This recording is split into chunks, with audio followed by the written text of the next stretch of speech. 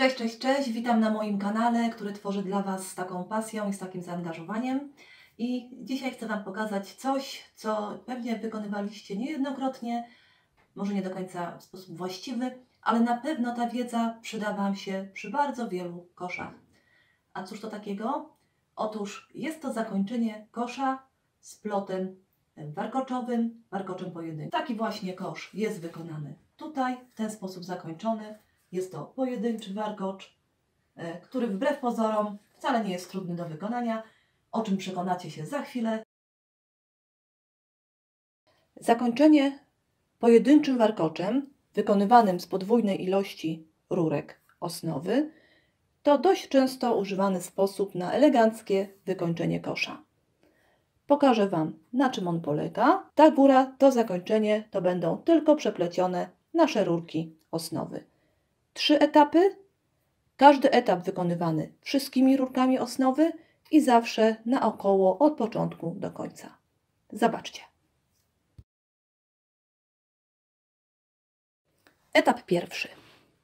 Wszystkie rurki osnowy, gdziekolwiek zaczynamy w absolutnie dowolnym miejscu, muszą być najpierw zagięte.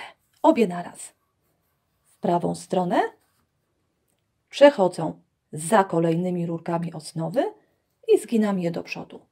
Przy pierwszych 2 mogę zostawić sobie tutaj taką małą przerwę na rurki ostatnie. Zaraz zobaczycie.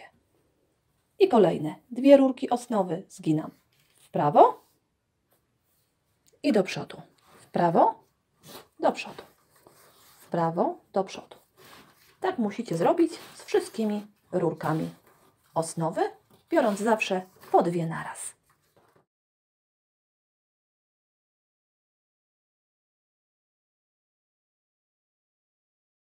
Ostatnie 2 rurki osnowy włożycie od środka na zewnątrz, właśnie tutaj w ten otwór, który przygotowaliśmy sobie na samym początku, zostawiając nieco miejsca przy pierwszym zagięciu. Możecie włożyć 2 naraz, można to zrobić pojedynczo, tak żeby ich za bardzo nie pognieść, żeby nam się tutaj ładnie one wszystkie przełożyły. Pierwszy etap zakończony. Etap drugi będzie bardzo podobny do pierwszego i także zaczynamy go w dowolnym miejscu. Możecie ten koszyk obrócić i zacząć go w dowolnie wybranym miejscu.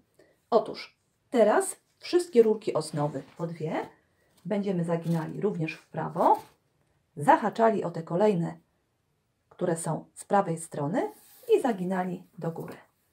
W prawo zahaczyć i do góry. Jeszcze raz.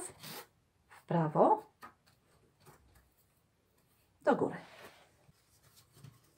W prawo, do góry. W prawo pod rurkami, które są z prawej strony, pod tymi i zaginam do góry. I tak robię naokoło, aż dojedziemy do momentu, w którym zaczynaliśmy.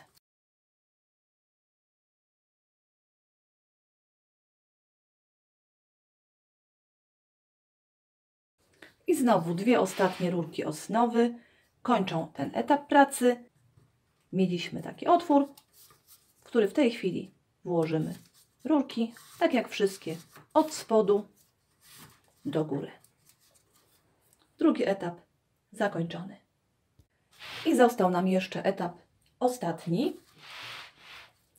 Ten być może najtrudniejszy, to znaczy włożenie tych wszystkich rurek osnowy, tak żeby znalazły się na dole i aby wykonać trzeci kawałek warkocza. Bo jakbyście się dobrze przyjrzeli, ten warkocz ma górną część, dolną część i teraz będziemy wykonywali część środkową. Zobaczcie, zaczynamy w dowolnym momencie.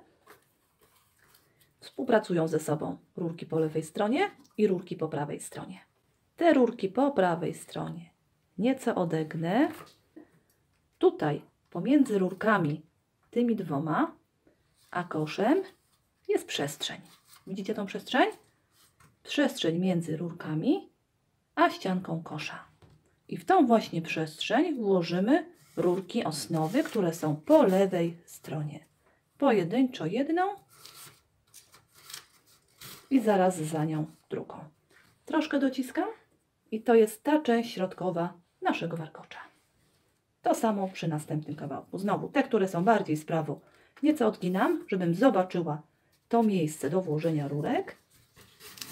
Przekładam rurki i nieco dociskam. Dociskam tak, żeby pociągnąć je pod takim kątem 45 stopni w prawą stronę. Tak musimy zrobić aż do końca, aż do ostatnich rurek osnowy, aż wszystkie rurki osnowy będą schowane i znajdą się znowu na dole przy samej ściance naszego kosza.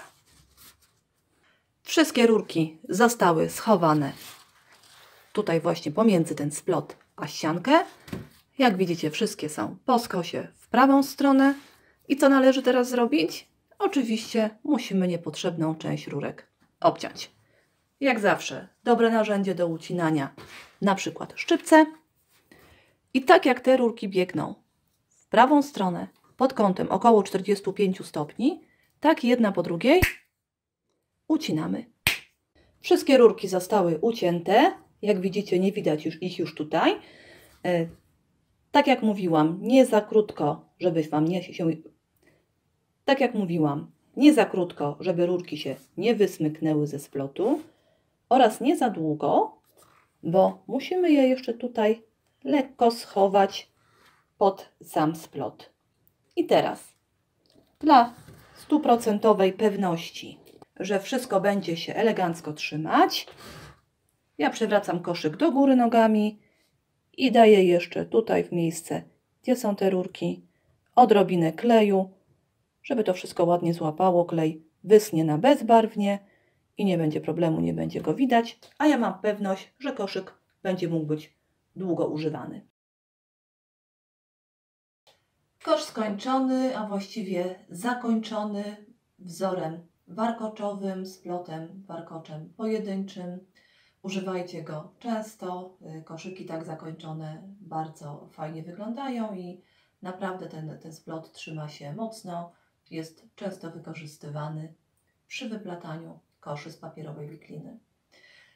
Dziękuję serdecznie za uwagę. Dziękuję, że byliście ze mną przez te parę minut i oczywiście zapraszam na mój kanał. Tam naprawdę coraz więcej filmów, coraz więcej wiedzy. Jest ta wiedza w sposób uporządkowany, przekazywana.